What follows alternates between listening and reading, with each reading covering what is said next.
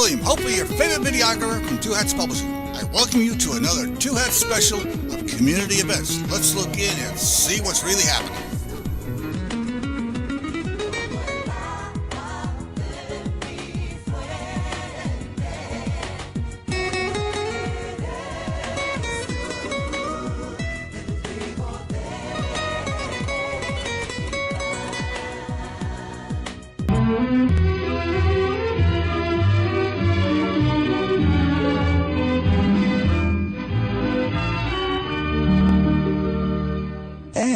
Good afternoon and welcome to Lambda Weekly. I'm Dave Taffet here in the studio with Lerone Landis. Late Patti Fink is going to be very late today because she's not feeling well. I saw her down in Austin on Tuesday and she wasn't feeling well then.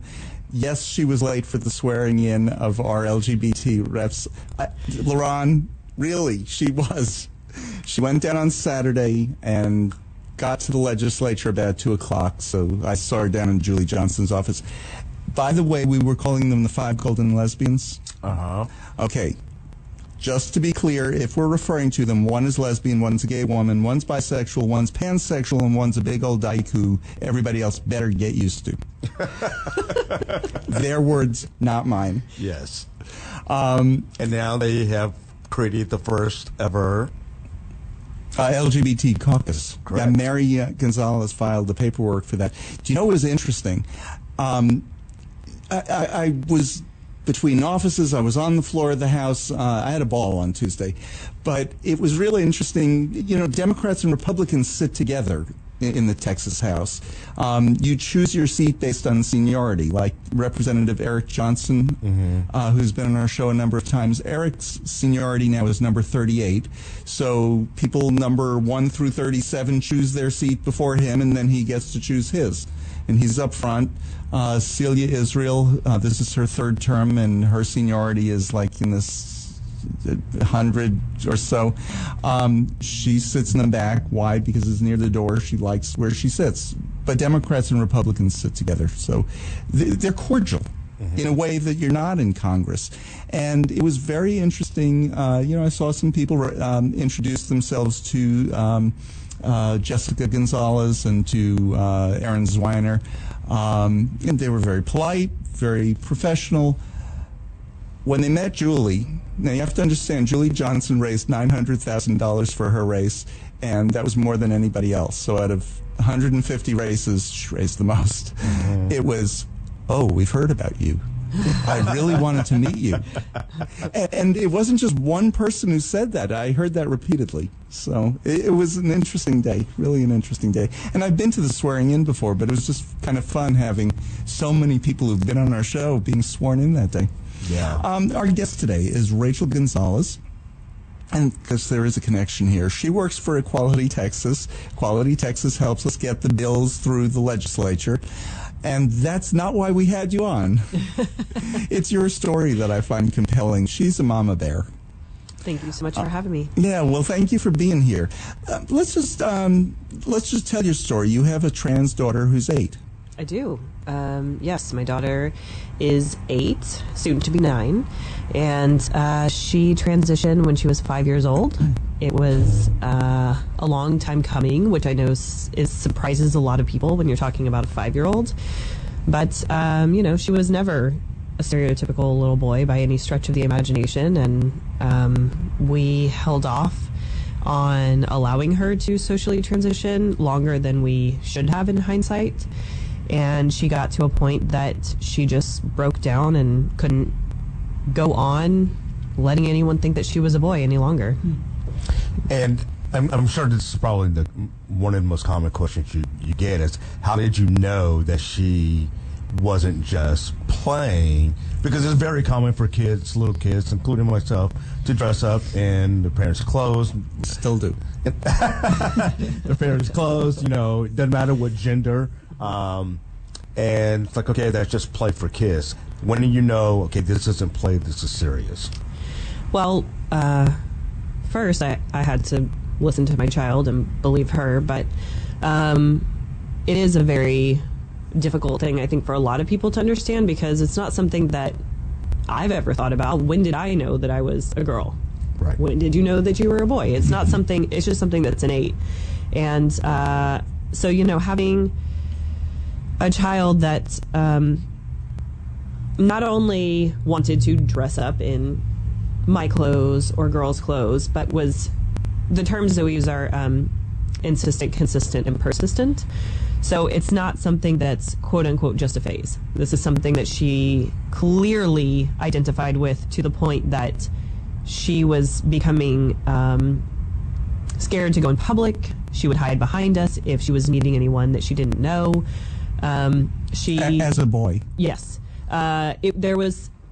She was very intentional in trying to present as a girl, and so when we would introduce her to someone that she didn't know with her birth name that was a very stereotypical masculine name, you could see a wave of confusion over their face because they just assumed that she was a girl.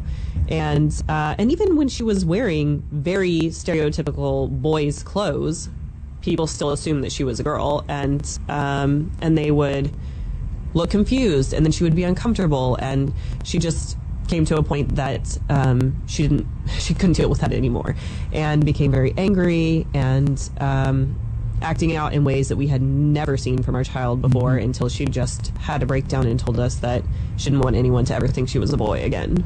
Why were they getting confused if she had boy clothes on and hadn't transitioned yet? Was it her mannerisms?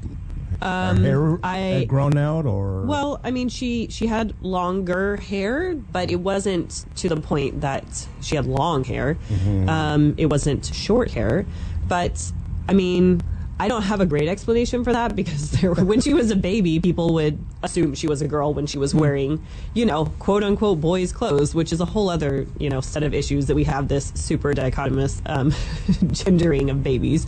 Right. Yeah, I agree. Yes. So, interesting. Yeah. Oh, okay. It's a pretty common thing to hear now. Yeah. With Gabrielle, did people ever assume she was a boy, or ask, "Oh, is it a boy or a girl?" No, never. Okay, so they just looked at Gabrielle and saw a girl. And I will admit, there are, based on just physical, some little babies or toddlers, they just physically look like a little girl or a little boy, and there's some you can't tell.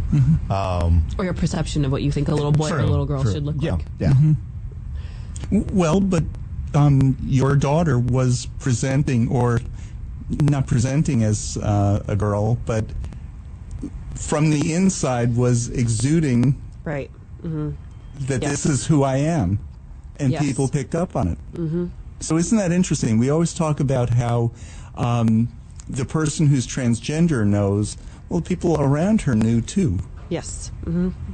Absolutely. So, yeah. Yes. It's very interesting, and it took my husband and I and my parents much longer to come to the realization than the people around us. So her friends at school, their parents were on board before Libby transitioned. And is that because transitioning, well, first of all, what does transitioning mean for a 5-year-old? But Good question. let's start with that. Yeah. So it's a huge misconception that there are all of these things that go into transitioning. My daughter grew out her hair and started wearing, basically shopping from the girls' department. So she went, pretty far in the high femme direction when she first transitioned. So little frilly things. Yes. And, Lots of tutus, lots of dresses, lots of glitter, lots of sparkles. She was, and it's pretty common to see this like really extreme presentation of this is how the culture around me is defining feminism, and I'm going to make sure that I fit into that. So now that she's a few years in, she's kind of settled into her like athleta state where she's like, I'm wearing leggings and my Converse because I'm going to ride my bike, and I can't wear a dress if I'm riding my bike. And so she's kind of, settled into this healthy medium, I'd like to think.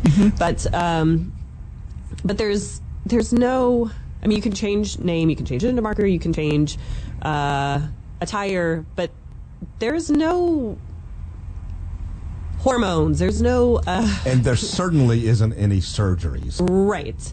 Yes, I was actually recently asked by someone in the LGBT community if my daughter has had all of, how they were, all the body modifications.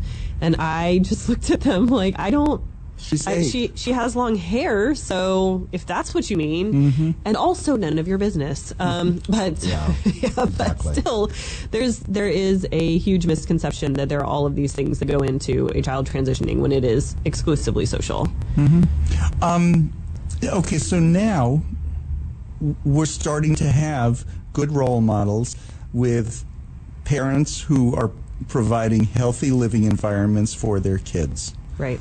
For their transgender kids. And that happened in the LGBT community 25, 30 years ago, actually mid-70s when PFLAG formed. Right. We were finding good role models to say parents can embrace their kids. Right. And you're part of the first generation of that. Who did you look to for a role model? There wasn't any. Oh, there are some great role models out there, but when Libby transitioned, I very much felt like we were the only family that was going through this. And then I found out we weren't. And there's a pretty huge network of families from around the world, but especially here in the U.S., that are connected on social media. So I am, just by my nature, is to network and find people that are going through what I'm going through and find out what resources they're using, and not to necessarily reinvent the wheel, because I know somebody else has already gone through this. Right. And so I've had some really amazing role models and trans adults that have also kind of held my hand in a really noble way, because it's not always easy to answer questions of parents that have no idea what they're talking about. But, families like the Jackson family, Debbie Jackson is a really close friend of mine and a colleague now, and Vanessa Ford, and they're very public families, and I've been really fortunate to have been connected with some really incredible advocates that have been paving the way, and trans adults that are awesome too. So as part of the process, or, before you all got to the point like, okay, we need to move forward with letting her be her, did you all talk to any specialists, therapists, or anything? Absolutely. And what did they say? So it's kind of a tricky thing, because you don't want to find a therapist that you're going to go in and they're going to tell you that you have a trans kid. You also don't want to find a therapist that you're going to go in and they're going to tell you that you're crazy.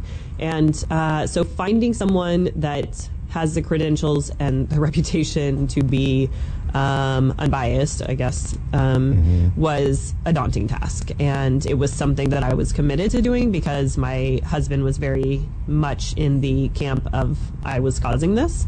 And so I wanted someone that he couldn't come back and say, well, that's because this person is, whatever. And so we were able to find, we saw a couple of different therapists, but the therapist that we still see, or my daughter sees, is she doesn't specialize in anything trans, but she was able to confirm that there has never been a visit in her weekly visits for years now that she has ever wavered in identifying as a girl. Interesting. Yeah, because I know it was a struggle for you and your husband to say, we need to do this. Yep. And that gave you the green light. Yeah, and it was just another box to check, I guess, because I knew my child, I knew who she needed to be, but it still was a process of me getting to that point. And when I was saying you didn't really have role models, we've been on the air 35 years. Every Sunday we have a guest. You're the first one who, we were talking about, okay, Julie Johnson's been on, Jessica Gonzales has been, and all these state legislatures. We have not had a parent of a parent of a trans child on. Well, I'm honored. In all that time. Yeah. Because they just weren't publicly out there. Right. I mean, of course, you didn't invent having trans kids. I thought we had one, though. It was by phone. Okay, I can't remember who that would be. She ran for office. Right. Yes, Valerie Hefner. Thank you. Yeah. Yes. Okay, Thank so you. Yeah, Valerie. So we did have one. Yeah, Valerie and I are in a support group together. We there's actually a pretty large support group for families in the DFW area. Oh, that's awesome. You know, and one of the things that, when I say because you didn't have the role model, what does a trans family look like?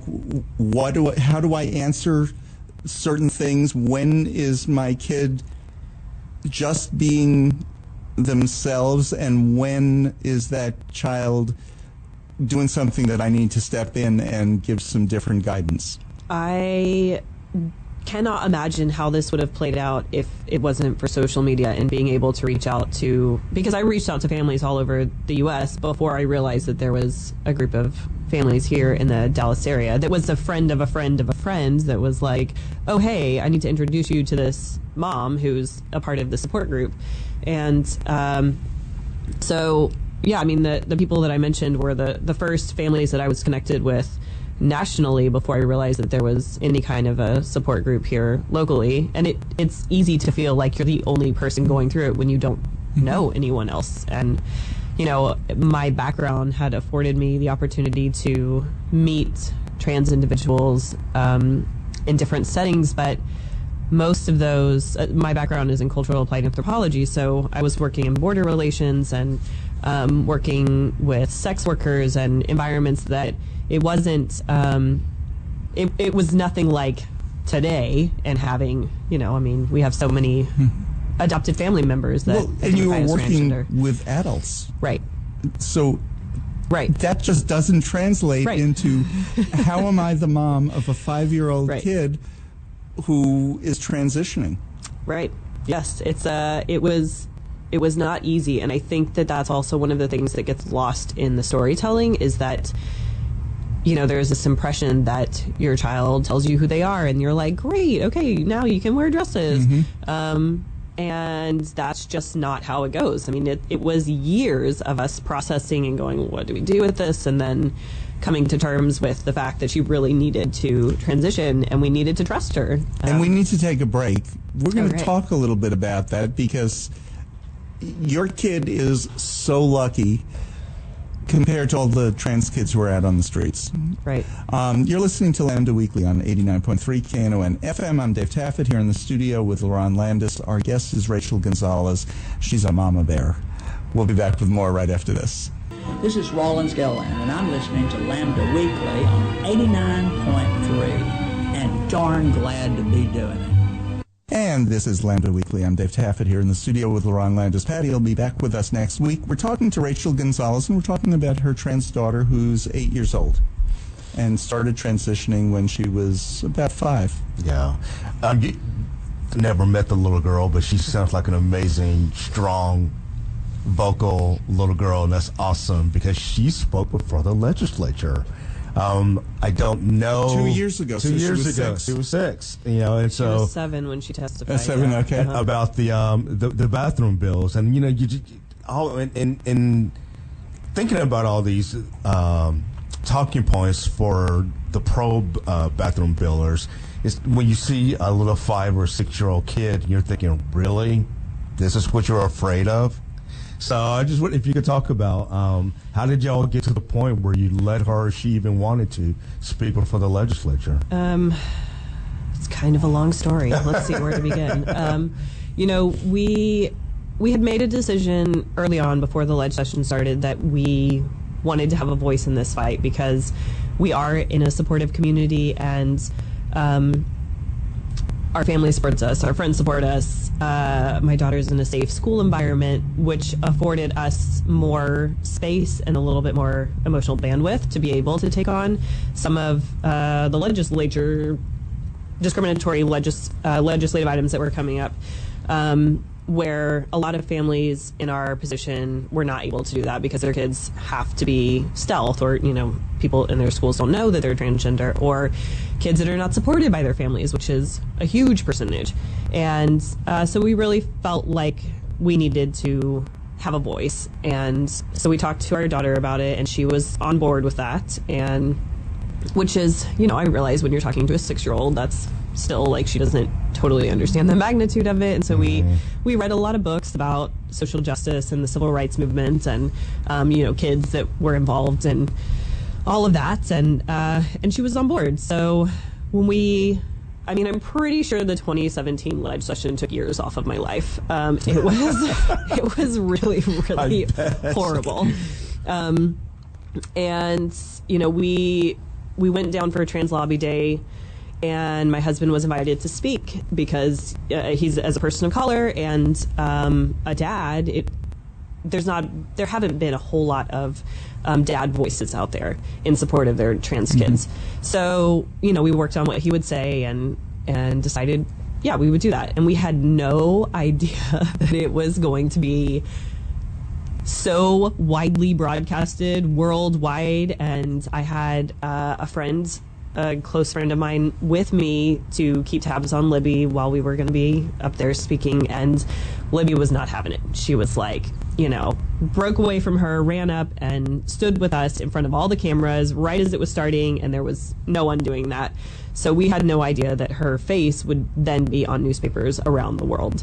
And so it was a little bit of a freak out moment on our part. I'm not sure that we would have necessarily done it any differently, but we just didn't realize the backlash. You weren't prepared for it. Right. Yeah, we didn't realize the backlash that we were up against.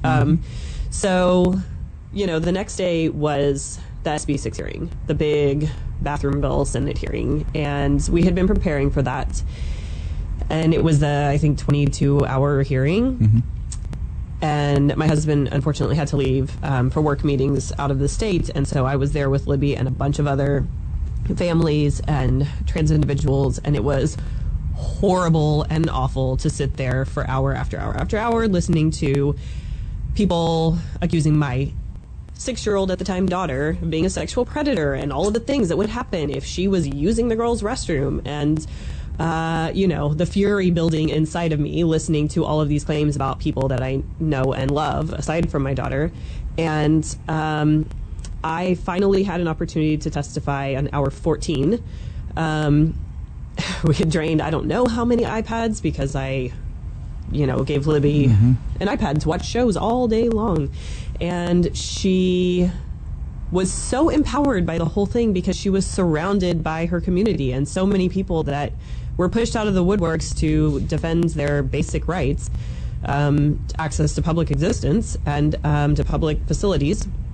And it impacted her in a way that I could have never foreseen. But unfortunately, Chris Wallace, who was working for TAB, testified right before us, and so we were sitting in the front row when there was, I don't know if you remember that whole lashing of the senators coming in and just tearing him apart, talking about the economic fallout of what a bathroom bill would do, which we all know would be horrible, but they were insistent that it would not be. And because that's North Carolina. Right, yes. Not Texas. Didn't happen here. Yes, exactly. Well, they were insisting that it wasn't even true, that wasn't happening in North Carolina. So we were sitting there listening to this, I mean, very aggressive, screaming match, basically. And Libby's just burst into tears, is freaking out because she doesn't really know exactly what's happening other than the horrible energy in the room. And it was definitely not my best testimony because I walked out of there and didn't even remember what I said because I was so angry that they put on this ridiculous show in front of my 6-year-old daughter and couldn't even be civil, bringing up all of these ridiculous claims that we knew were not true. So your daughter, to be clear, at 6 is not committing sexual assault. Just so we're clear, yes, correct.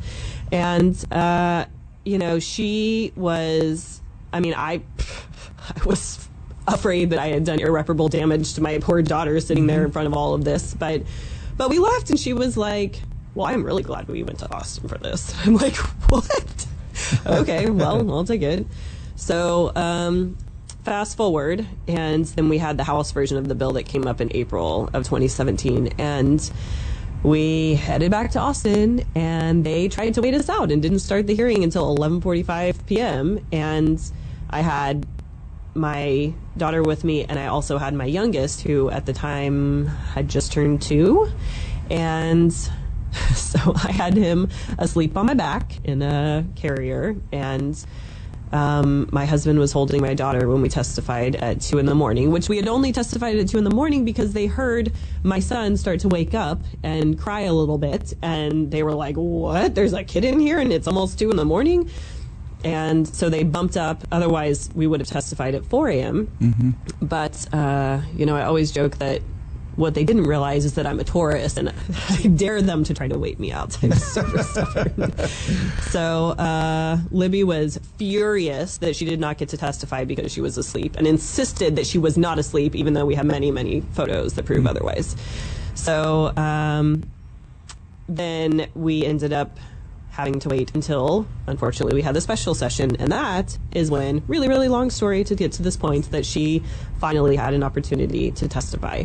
And at that point, I didn't even write a testimony myself. I was so over it. I was just like, this is ridiculous. I have 3 kids.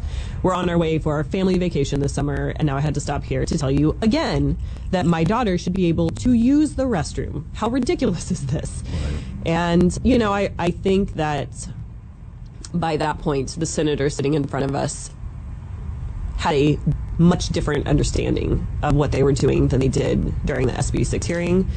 Didn't change their vote, but they got it. Yeah, and they certainly understood and knew what they were voting. Right. Yes, and my 2 younger children were underneath the table, and all of a sudden the iPad starts blasting whatever they were watching that I had, they had earbuds that they must have unplugged, and but that was real. That was our life. I'm like, seriously, what am I doing back here again with my 3 little kids, taking time off of work to come down here and talk to you again?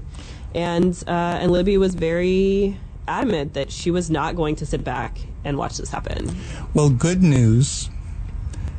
The new Speaker of the House, who was a friend of Joe Strauss, who prevented the bathroom bill from getting to the floor last session, has already said, Yep. He said, we're going to work on education, finance, tax, the property tax, renovation, reform. Overhaul reform, thank you. And the governor, when he spoke, he said we're going to work on those, as well as making the Gulf Coast more resilient to weather incidents like Hurricane Harvey. So they were really talking about real things. Mm-hmm. I think they understood that enough legislators got thrown out on their butts for bathroom bills and wasting that much of the taxpayers' time and money and not getting things done, and forcing so many people to pay higher property taxes because they refused to fix school finance, because the two are very related in Texas. Absolutely. So what started this whole thing with bathroom bills was actually Fort Worth's policy on transgender kids, and that was, you know what, there aren't going to be enough of them, maybe 1 or 2 in a school, work it out. Mm-hmm. That was basically their policy. If it bothers a cisgender kid to be using a bathroom that a transgender kid might be in, they can use the nurse's bathroom. If the transgender child wants to use a separate bathroom, fine. If they want to work it out. It's different kids have different needs, have different comfort levels, and that's what bothered them. Yes. Because they didn't trust school officials to do their jobs. Right.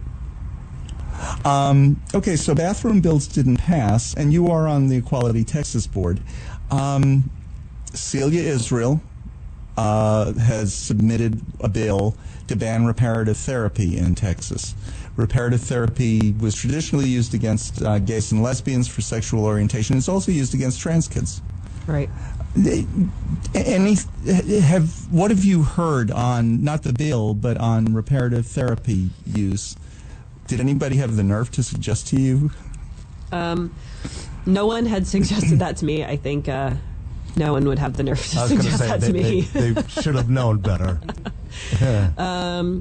But it's one of the scariest things to me, knowing what the anguish my daughter went through, having a supportive family that just had to, catch up. hearing from trans adults what they have been through in snippets, because it is so traumatizing that very often they don't want to talk about it, and also hearing from families across the country that have parents that are divorced, and one parent is secretly sending their kid to reparative therapy or conversion therapy, and the other parent is unaware and then finds out, and it's so traumatizing and so disturbing to know that people will send children to these horrible, horrible situations and think that they're doing something good. And paying big bucks to do so. It's really, really upsetting and disturbing, and I sincerely hope that Texas can join the number of states that have banned it, because it is incredibly damaging. But the other bills that are up to remove 2106, which is the Texas sodomy law, which was declared unconstitutional in 2003, there's a bill to remove it from the Constitution. Again, it never passes. So we have 2106, and then we have a line in the penal code that says you can't do this because it's unconstitutional. So why is it there? To make a statement. Then a big non-discrimination in employment, accommodations, and housing. And that has not been filed yet, right? As far as I'm aware, it has not yet been filed, but I think it's something that many Texans don't realize, that now that you can legally be married, but you can still be fired from your job. You can still be refused housing, and you can still be refused service at a corner store, a grocery store, or whatever. Yeah. Couple of bad bills that we're looking. There have been no bathroom bills filed yet, but you never know. Yeah, keyword is yet. They're more worried, I think, this year about religious freedom. Religious bills. exemptions. Yeah. And explain what those would be. So religious exemptions are basically a license to discriminate, where someone can refuse service or access to resources or whatever it may be, including medical care, based on their religious beliefs, which, of course, we should all have religious freedom, but where we have to draw the line is when that is translated as discrimination. When you are using your religion to discriminate against another person, that's just simply not okay. Right. I mean, basically, just whenever you enter the public spectrum. Right. If you have a private whatever, okay, fine. But, publicly, you might have an accident, you have to go rush to the hospital, and they find out you're LGBT. Okay, that's a life and death situation, and you're telling me that a religious freedom has the right to refuse you? You could die. Right, and especially with same-sex marriage, you go to the hospital and he's my husband. Yeah. And you're not getting the care that you need. The suits that we've seen have all been about wedding cakes. Right. And when it comes right down to it, it's just a damn cake. But like you said, we're talking medical care here. Yeah, we're talking about some really real, scary lack of access to resources. And, it's terrifying as a parent to know that I have to map out, if we're traveling, wherever we might be, I have to think about, well, where can I safely take my child? Right. Which hospitals are going to be affirming if there's an emergency. Just driving from here to Austin, it's like we're not stopping in these places to use the bathroom sometimes, depending on how it looks, how things are going down. And for adults who have transitioned, that's one thing. It's a whole other thing with a kid. Right. Yes. Well, and that was my argument during the bathroom bill battle, was that it's ridiculous. It's hard enough to get 3 kids to go out to a public restroom, but then to have to map out where I can legally take my daughter to the restroom is ridiculous. Yeah, it is. Have you ever had a problem with it? No. That's good. No one would look at my daughter and say she needs to use the men's restroom. That's ridiculous. Yeah. Which, I guess it's easier in a way for a child to transition because they haven't gone through puberty. They haven't, they haven't taken on specific characteristics. And one reason that your daughter looks like a daughter is because of hair length. Right. And it's deeply disturbing that all of these legislators were making these claims about the trans community while talking about children's genitalia. Like, why are you talking about my daughter's genitalia? It's none of your business. And no one should be seeing it in any public restroom. No, absolutely. Well, you know, you go into a stall and you never know who else is going to be in there. Let's take our break. You're listening to Lambda Weekly on 89.3 Knon FM. I'm Dave Taffet here in the studio with Lerone Landis, and our guest is Rachel Gonzales, who has a transgender daughter. Valletta Lil, and I listen to Lambda Weekly. I hope that you will too. And this is Lambda Weekly. I'm Dave Taffet here in the studio with Lerone Landis, and our guest is Rachel Gonzales, who has a transgender daughter. Yeah, Rachel, if you would just talk a little bit about how her spirit has changed since she's been allowed to be herself. I've had conversations with some LGBT people, and they, said if they had a trans kid, they wouldn't allow them to transition or be themselves until they were well into their teens, if not till 18. Because and part of the reason they've said so is like they might just not be for sure. And I think your stories prove that you're really doing a disservice to your child if that were the case. How has she lightened up? Well, I can see why it would be really hard for someone that is not going through what we've been through, and so many other families would make a comment like that because they just don't understand what it would be like. But it's Libby's kind of gone from this really intense struggle and needing to transition to this intense need to define herself as being high femme, very feminine, very, over the top, and now has kind of settled into this just a girl, quote unquote, kind of just wanted to do her thing and isn't looking for a bunch of attention about being trans because she's very comfortable with who she is. But it was definitely a process in getting there. And,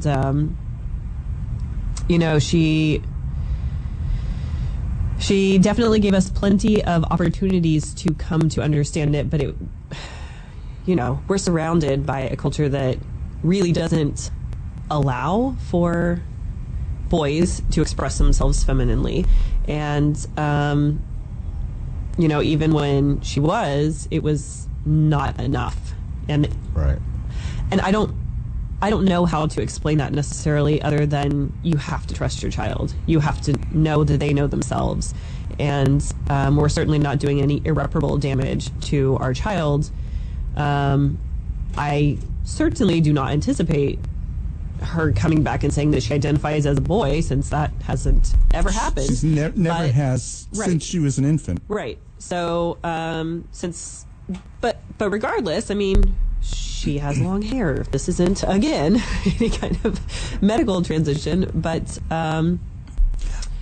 Tell your Lego story. My Lego story. Because that really says how she expressed herself. Yes. So, she was always looking for ways to express herself, and she was never a kid that was into stereotypical, trucks and trains and those kinds of things. She was really into animals and, sort of this like fine line of gender ambiguous toys, because she didn't, not that she didn't have access to, but she didn't really have a whole lot of access to stereotypical girls' toys. But we were at Legoland, and I've told this story many times, but she really wanted to get something in Legoland, and I was just like, no, we're gonna wait until we're leaving, and you can pick out whatever you want from the Lego store, because foolishly in my mind, the Lego store sells Legos, and that's not in fact the case. So there is a huge Lego section, of course. So we go in there, and I'm, kind of directing her to all the different Legos, and she, didn't really like them. Definitely didn't like any of the ships and Star Wars and all those kinds of things. Mm-hmm.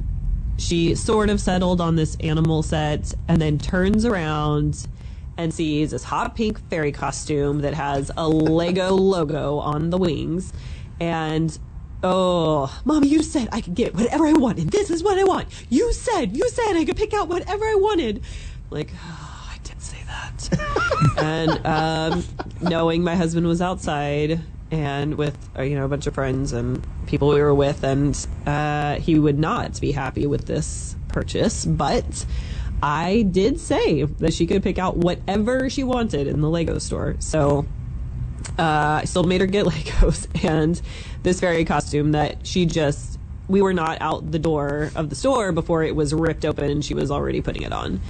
And she was 3 at the time, and she wore that thing for like 2 years, every single moment she could, from the moment she walked in the door at home until the moment she was leaving, because she wasn't allowed to wear it outside the house, unfortunately.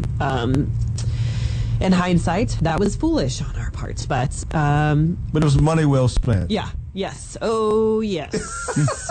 Yep. When she outgrew it, Didn't have to waste money on other clothes. Right. And talk about the show I Am Jazz. Well, she hasn't seen the show, but she has a book, a kid's book about coming to the realization that she was a girl, that, letting her family know that she was a girl. And it was just a really special moment in my mind where this light bulb went off, that she finally had this book, was reading this book, and realized that she was not the only person on the planet that identified the way that she does. So, just like you were, I'm the only parent going through this. Right. She certainly thought she was the only kid going through that. Yes. So, yeah. That's awesome. Yeah. No, I was just going to say, I was going to talk about the book, and I was go going to ahead. say the importance of books. That's kind of why I have one. But no, so she hadn't seen the show yet. She hasn't seen the show. Okay, so if some parents are listening right now and they're thinking, well, my daughter plays with trucks, my son plays with Barbie dolls, that doesn't necessarily mean that they're transgender. Right. And for years it was like, okay, you're going to be a butch lesbian or you're going to be a gay male. Which you initially thought you had. Yeah, no, I definitely thought I had a gay son Just at a gay first. son. Yeah, until I realized I didn't. But what's the difference between, or isn't there a difference? Might there be some overlapping behaviors? And what I'm asking really is, what should parents look for? That's such a hard question. I think parents just really have to listen to their kids and give them the space to express themselves, because, as a culture, we're really, really committed here in the U.S. to put people into these binary boxes, which are... It just doesn't exist in the real world historically, people. I'm wearing pants today. We do not all fit into this, extreme femme, extreme masculine kind of identities, and it's really important, I think, whether you have a trans kid or a cisgender kid, meaning not trans, to allow them to express themselves and not define their expression in any specific way. But, when you give them that space, then they'll let you know who they are. Now, you played with dolls as a kid, dressed up. What did you say to yourself? Because you never thought you were a girl. No, never. And your daughter knew she was a girl, so she told you that. Yes. So maybe that's really the difference, that the behaviors might be similar, but you know who you are. You know your gender identity. It's how you identify. But I'm glad you brought that point up. Yes, I play with dolls, but you know what? I had to sneak to do it because I knew my dad didn't like it. But I'm talking about you yourself knew. No, I do. Well, I'm going to another point. You asked her what should parents look out for, and one of the things you said is you have to just trust your children. I think you also, as parents, have to, you remember seeing those billboards that said, be careful who you hate, it might be someone you love. You have to be careful what you say around your children, or they won't tell you. Yes. And that's what point I'm getting to. Thankfully, you and your husband's household, and the way you all live is not a hateful lifestyle. your kids were open to tell you that. Some other trans kid might not even say anything because they know mommy or daddy's not going to like that. Like I knew, no, my daddy's not going to like the fact that I'm playing with dolls. Well, I'm really glad you brought that up because I was just getting ready to make that point too, that just because my daughter was able to express this to us at a young age doesn't mean that if a kid comes out at 15 or 18 or 30 or whatever, that it makes them any less trans.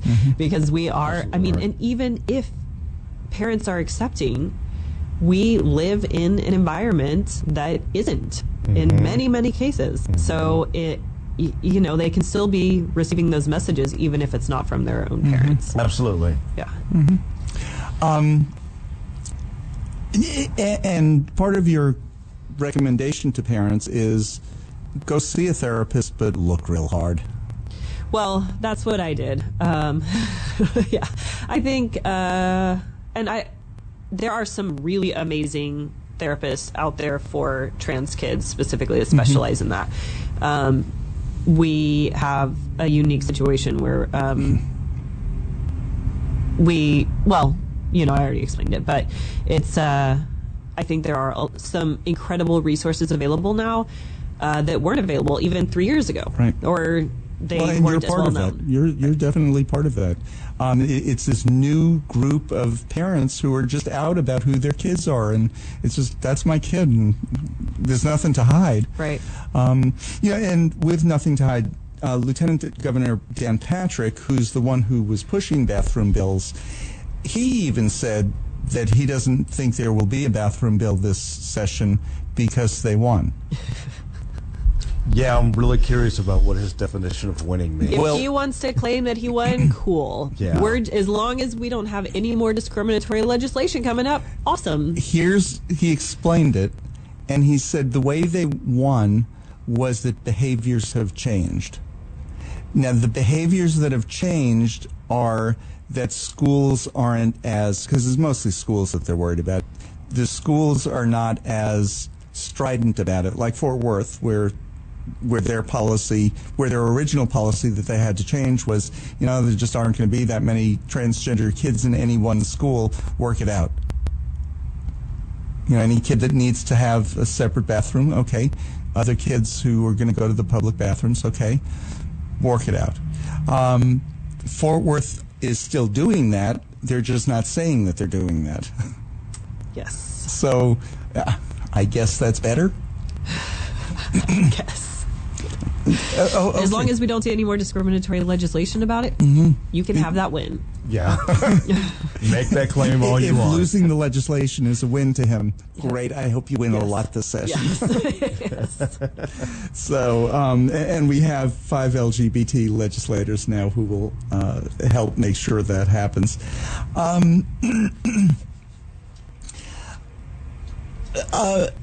Most people come out as transgender as adults, although that's changing. Just like years ago you didn't come out as LGBT until at least 18, and when kids started coming out at 7, we were surprised. Yep. Do you think part of the reason that she was able to come out as transgender so early is because there are so many transgender people out there? Absolutely. Yeah. There's some really amazing role models that are very public, that have been able to share their narratives in their own words, in their own way, because media hasn't done a great job of depicting who transgender individuals really are, and our friends and our family, and they've done a pretty bad job of depicting the trans community as something horrible, and so now there's a more of an opportunity for trans adults to share their stories in a real way that really depicts the community in the way that they should be, I think, reflected. Yeah. What other resources would you like to see for trans kids? Is your daughter the only trans kid in her school? That I am aware of, but I don't know. So I have this amazing privilege of being able to work on these resources as my job. And so we have a website that is a collaboration between the ACLU of Texas, Lambda Legal, and the Transgender Education Network of Texas called txtranskids.org. And it's a resource hub. Not a lot is public facing, but there is an intake form that goes directly to me. And then I can, we have all of our resources sorted out by region, and we can connect families with whatever it is they need help with. We're also working on launching a online toolkit that will be available for educators and for families to be able to be more supportive of students. And that's wonderful, because there are lots of teachers out there, first time they have a trans kid in their class, just like the first time they have anybody in their class, help. Right. Yeah. What's the right way to, whatever. Right. Sure. Yes. Sure. Yeah. So I've had some really amazing opportunities to work on these different resources that are now available for families that I so wish I had when my daughter transitioned. But we've got a lot of stuff in the pipelines, and I'm really excited. So if people watch the Equality Texas website, we'll be launching these things. And that's the best place for those things to come from. I wish I had, and just go through everything you wish you had and see what you can come up with. I always thought the best advice to parents of gay kids, parents of trans kids, was, my kid is trans. 9% of kids in the of homeless kids and kids who have experienced homelessness in the foster system, 9% of them are transgender. 2% of kids in the foster system are transgender, which is above the estimate of how many transgender people there are in society, because trans kids usually don't have parents like you who say, well, that's my kid and we deal with it. Right. I don't want to compare it to a disease, but your kid gets sick with something, you deal with it. You don't throw the kid out on the street. Exactly. Well, and there are a lot of people that are working on that. There's a big movement in religious communities, because a big part of that is recommendation by religious leaders to kick your kids out. I have heard several times, unfortunately, and we have some really incredible leaders here in the DFW area that are working to educate and bring more awareness to these issues. Okay, so we're out of time. I just have to tell one little newsy story.